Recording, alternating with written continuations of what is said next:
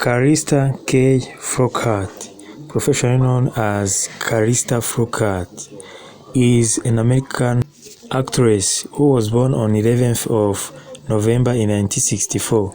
Today she is celebrating her birthday of 60 years.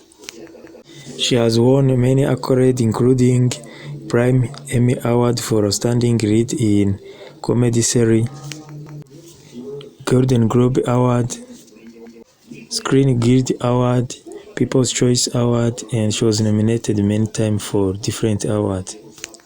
Some of movies she acted in are Clear Cut, Get In, Quiz Show, Picture of Baby John Doe, Drunks, The Breed Cage, Milk and Money, Telling Lies in America, A Midsummer Night Dream, Things You Can Tell Just by Looking at Her, The Last Shot, and her recent Fragile released in 2005. She also appeared in many television series such as Guiding Lists, Darrow, Life Story, Ally McBeal, The Practice, Happy Ever After, Saturday Night Live, Bash, Brothers and Sisters, Robot Chicken, Web Therapy, Full Cycle, Supergirl, The Penguin of Madagascar, Feud, and her recent Invincible released in 2024.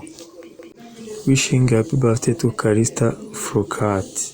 Thank you for your time. Don't forget to like and subscribe. If you have any suggestion, write in the comment. Uyu munsi isabukuru y'amavuko ya Calista Kay Flock, uzwi nka Calista Flock, yagize isabukuru y'imyaka 60.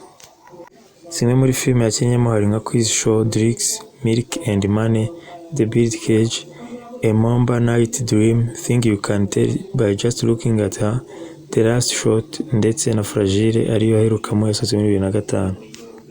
Yakinnye muri filime z'uruhererekane harimo nka Ally McBeal, The Practice, Saturday Night Live, Brother and Sister, Robot Chicken n'izindi nyinshi. Akoze kubana nanjye nagusaba like na subscribe by'umeze amakuru agezweho. Tekereza cyangwa inyunganizi banyandikira muri comment uko zigire ibihe byiza.